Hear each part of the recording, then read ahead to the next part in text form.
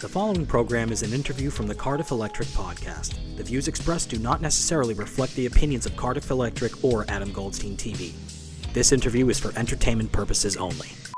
Can you hear me okay? Do I have your permission to record this for broadcast? Yes, on the condition that I may also record it. Is that okay? Of course. I Cool. would love to be on your show. Cool, man. Sounds good. How's it going? Good. All right. Well, I want to thank you for having me on the show. I appreciate it. I did listen to the last episode with Dr. Steve. That was hilarious. Oh, well, thank you. I just did an episode with Maddox. Really? That's been released on Spotify. That's great. No, I'll have to check that out too. Yes, it just came out 5 minutes ago. I just finished it today. Really? Wow, you're a busy man, Cardiff. That's cool. Yes, it's been good. I just finished my book and it's gone to publishing. I'll have some details soon for everybody. Yeah, let me know, dude. I'll check it out. So why did you vote for Donald Trump? I actually did vote for Donald Trump, unlike Dr. Steve, who did not. I guess he's saying he was voted for Libertarian. I voted for Trump. I made the decision to vote for Trump, and I voted Democrat my whole life. I voted for John Kerry. I voted for Obama twice. I voted for Hillary, actually, believe it or not. And I was never a fan of Trump. I actually hated Trump. And it wasn't until 2018 when the whole thing happened with Kavanaugh, Brett Kavanaugh, and his confirmation to the Supreme Court, where that sort of soured me, and it made me sort of walk away, if you sort of speak, from the Democratic Party. But it wasn't until right when the pandemic was starting, when I saw there was a particular day where I saw Joe Biden fall asleep on a live stream with, I think it was Hillary Clinton or it was somebody else on the Democratic Party. So he fell asleep on a live stream, and I was like, that's it. This guy is unfit for office. It might not even say that. You might say that it's not so much a vote for Trump as it is a vote against Biden, but I actually do support Trump. So yeah, that's, in a nutshell, that's the best probably soundbite answer I can give you. Interesting. So why do you support troll culture on the internet and attacking great podcasters like Stuttering John? Well, you know what? I disagree with your premise that Stuttering John is a good podcaster. I do enjoy listening to his podcast. Ironically, as you could probably tell, I'm an avid fan of Who Are These Podcasts? And I was a big fan of Opie and Anthony. I was a little bit late to the party to appreciating them. Wasn't what you would call a big Stern fan per se. I mean, I'd listened to him in the past and I knew who Stuttering John was, but it wasn't until I had actually done that fake interview of him where I was referencing the Heather W. debacle. And I'm sure you're more than familiar with that. And anybody who listens to WATP knows what that's all about. But John had for the uninitiated, let me just explain this. John had a falling out with one of his super fans who was a donator to his podcast. And she went on WATP to allege that John had sent her threatening messages, that he had threatened to blackmail her sexually to her family, and who he actually did have their contact information because Heather had previously been friends with John. So anyways, before I digress, she had come forward on WATP. So go ahead. I'm sorry, go ahead. That's all untrue, but go on. Well, anyways, like I said, so this woman, she was, like I said, it was allegedly. So she had come forward and went on WATP to say that the stuff had happened. So as I was starting my show, The Pile On, which is on my YouTube channel, Adam Goldstein TV, I started it back in January. And I actually did not do Stuttering John segments until I did one or I had done a couple of them where I'd kind of goofed on him WATP style, but it was all light kind of goofing. And then I had an episode where I did a fake interview with him where I took footage of him where he was doing one of his political interviews with somebody. It was a congressman or something like that. And I think it was John Fugelsang, actually. So he's friends with John Fugelsang. But anyways, I digress. So he was just nodding and going, for about 10 minutes. And I thought, oh, this would be really great if I just took the video of him, overlaid it with my video, and I could do like a fake interview with him. So anyways, that got the attention of the WATP subreddit. And then John had DMCA'd my video. So he actually put 3 copyright strikes against my YouTube channel So at that point, I guess you could say maybe it was kind of personal, but I mean, I'd like to think that for me, it's really not that personal. I don't hate John. I dislike him. I don't like his show. I don't like his politics. I think that he doesn't treat people very well. And while I do definitely agree with a lot of people that say that he's very endearing, he comes off like that kind of drunk uncle that you have where you're like, oh man, Uncle Frank, he doesn't have his shit together. He's always drunk, but I like him. He's funny. You know what I mean? He's kind of like the life of the party.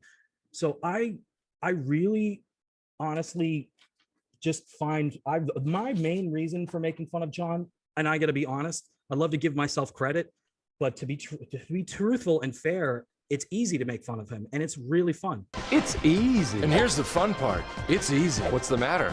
And maybe, maybe that's probably not the best thing in the world because, it'd be more of a challenge to go after somebody else. But I do enjoy goofing on Stuttering John. He really is an interesting guy. So there you heard it, SJARMY. He's admitted to stealing Stuttering John's content and making fraudulent videos, but he's also admitted to liking Stuttering John. And he listens to who are these podcasts. And absolutely. Problem, because that's an unhealthy show. How so? It's toxic and it's not good for your soul to listen to things like that. You should listen to things that make you better as a person. You can't listen to something that makes you laugh. I don't find it humorous. I listened to one episode once for research because Carla is trying to get me to cancel the Chicago mission. And I had to listen to a show and it wasn't funny. He's trying to get you to cancel, but what happened? What happened there with him trying to, it was news to me that he didn't want you guys there. He's just trying to entice me to cancel it because he's scared of all the backlash from the SJARMY. He wants his event to go unfeathered and we're going to be a chink in his armor, so to speak. So hey, that's racist. That's racist! I thought you guys were all liberal over there at the SJARMY. I thought you guys were liberals. That's not very nice. I said kink in the armor. No, you said a slur against Asian people. A chink in his armor, so to speak. A chink in his armor. No, I would never do that. I am Asian myself. Well, I'm recording. You do sound Asian. You sound kind of Kermit the Frog. No, and I'm not saying that as a diss. Like I kind of like your voice. It's calming. It's good for the podcast. But I always listen to things that make you feel better. So that's why people like my podcast, because it's always positive. Well, I'll give you that, man. I got to admit, I had you pegged wrong because I got to be honest with you, I'm not 100% sure that you're not trolling John with this podcast. I am against the trolls and haters all over. Okay. I want to stamp them out. That's why we set up the Chicago mission. We were supposed to have Sal D and Hockey Puck were going to be on the show this week, but they both had to cancel for different reasons. But we will have them on soon and get to the bottom of everything. That's good because I've spoken with both of them extensively on Twitter and off. And I got to say, I've heard a lot of people that say that you're very friendly with Sean. Is that true? I've heard that from multiple sources. Yes, great friends all the time. Okay, yeah, that's what I thought. Can I ask you a question?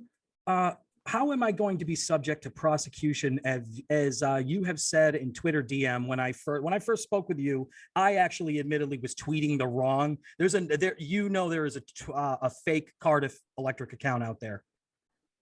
Yes, it's very much a problem for me. It's been a lot of confusion on the internet.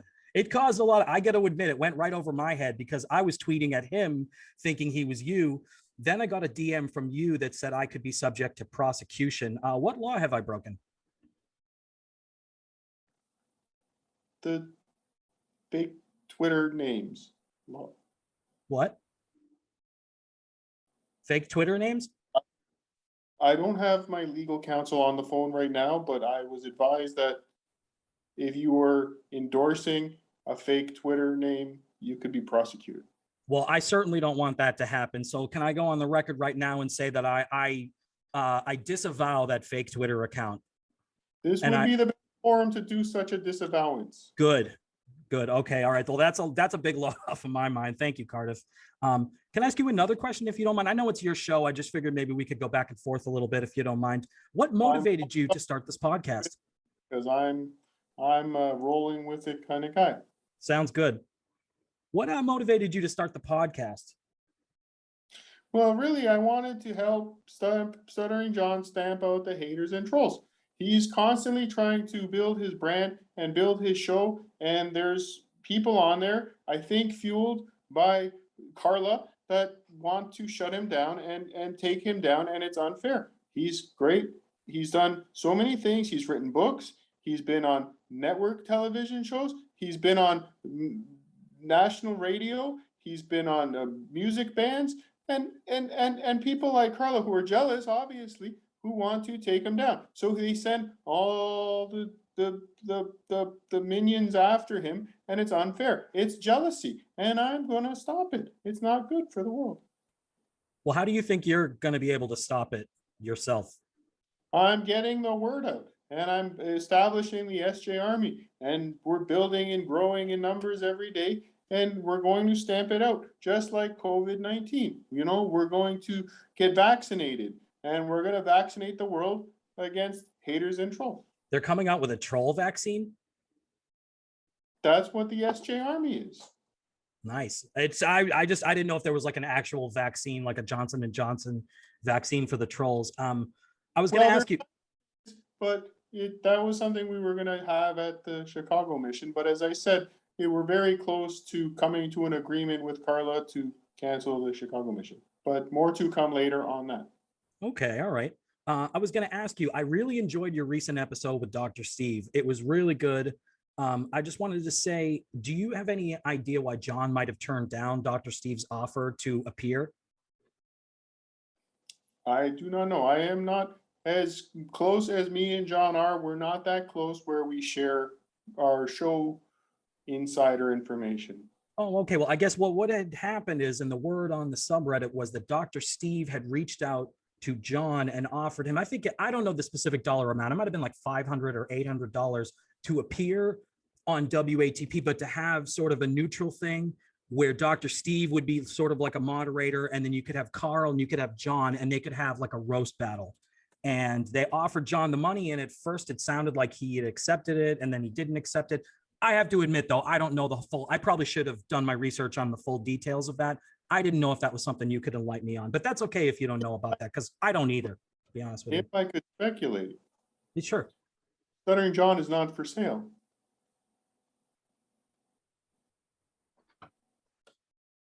Okay. Yeah, no, that's a good answer. I think that's a good answer. How close exactly are you with Hockey Puck? You said you're close. Do you live in Canada too? No, I've No? been to Canada once. It's a terrible place. Really? Well, it's a big place. What can you tell me about Sean's supposed falling out with John? Well, that's what I'm going to have him on an upcoming episode to get to the bottom of. I have not spoken with Hockey Puck since the incident, but we will Okay. have him on this show, so stay tuned, folks. What exactly do you have planned for Chicago? And do you think the WATP fans are really intimidated? Well, as a matter of fact, by the overwhelming phone calls and DMs and emails that I've been getting from both Carla and the Anthony Cumin team, I think they're definitely scared, and they don't want the show to be interrupted, but we will definitely interrupt it, and we will not let it happen.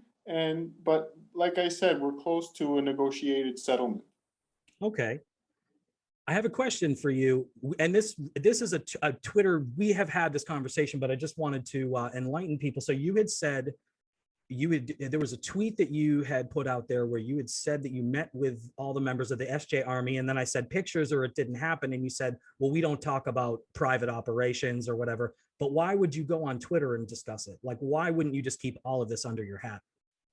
Well, for the record, I did not meet with all the members of the SJARMY, just the ones that were at that drive-in that night, and we watched the great movie. It was fun. It was more of a social event than a strategic meeting of any type, just, you know, getting together and having some fun after all this time with COVID-19. Yeah, well, that's good. What movie did you guys see? The Purge. Was it any good? It was the greatest movie. Nice. I haven't actually been to a drive-in movie ever, so I would like to do something like that. That would be pretty cool. So, Where do you live that you've never been to a drive-in movie? well, I'm currently living in Georgia, but I'm from Massachusetts, and we didn't really have drive-in theaters up there. Hmm. Yeah. I've been to Massachusetts once. Yeah, where'd you go? I spent 4 years at Harvard. 4 years at Harvard. Yeah. I used to hang out there all the time. I used to live in Malden near Boston, and I used to drive to Harvard Square. I used to be an Uber driver, actually, and I used to like to drive around that area a lot. Harvard Square is interesting. Perhaps you drove me once. It was great. It's possible. It's possible. If you went there recently, did you ever go to any of the bars? What was your favorite bars and restaurants in Harvard Square? Oh, I don't drink. But you eat though, right? I'm actually a chef myself. I cook myself. And in all your years in Harvard, all your years going to Harvard, you never once went to any of the restaurants. You really missed out. I prefer to cook for myself. Nice. That's good. What do you like to make? Pasta? That's it? Just pasta? What kind of No. pasta? I like meat too. Meat? Nice. Yeah, you got to eat meat. Yeah. So, chocolate or vanilla? What, ice cream? In general. In general, I would say chocolate. I can't stand vanilla. Vanilla pisses me off. I hate it. I really do hate it. Can we talk a little bit about your show? Sure. I watched some of your episodes the other day. I really like your show. Well, thank you. I appreciate it. I like the guy who plays your older brother. He's very funny. Who is that? What episode is that? How did you get into making TV shows about your life? It's not really about my life. It's sort of a reaction show, but I just sort of got bored. I don't know. I just decided to start. I'm actually a video editor.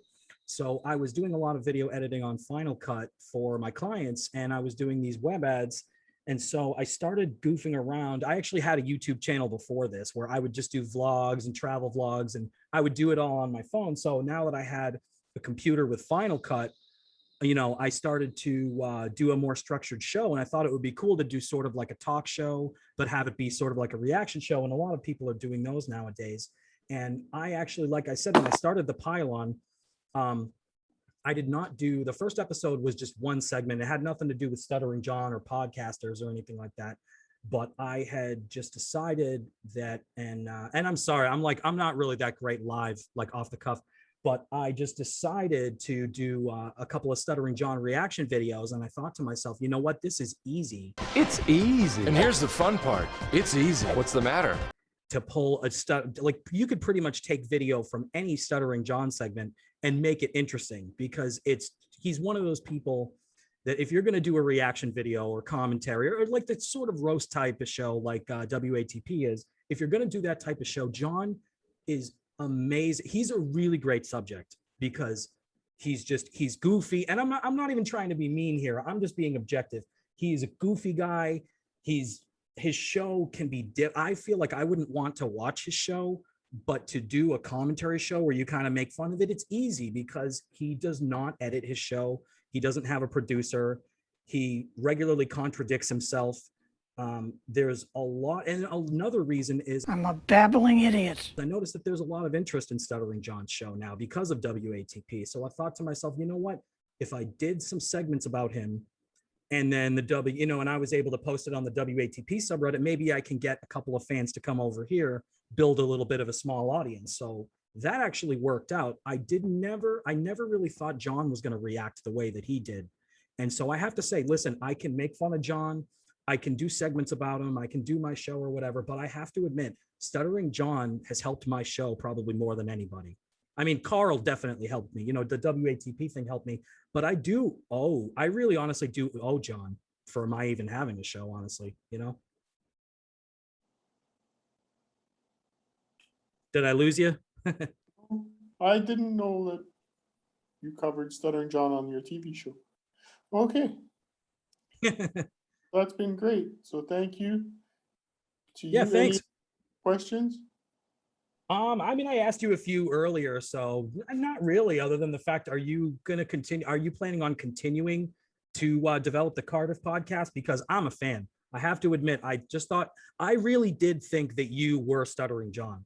I thought that it was Stuttering John's sock account disguised to kind of look look like a podcast. And when you had tweeted to George Takei and said, "Come on my show," I really thought that was like a Freudian slip on John's part. But now I got to say, I listened to the Dr. Steve episode. I'm going to have to go back and listen to some of the other ones too. I'm looking forward to, who did you say you were on with today? Maddox today. Really? Okay. I want to listen to that too. But I got to say, I'm a fan, man. I like your podcast. It was great. Thank you for having me on, and I will definitely check out your episodes going forward. Okay, well, thank you, Adam Goldberg, Yeah. for joining us. We appreciate it. It's And- Adam Goldman, 18K Goldman on Twitter. I'm just kidding. No, that's somebody else. That's Mersh. Yes, this is Adam Goldberg from the TV show The Goldbergs. Thank you for joining us Well, thanks for having me on, dude. to the podcast. Anytime. Have a great day. Thanks. You too.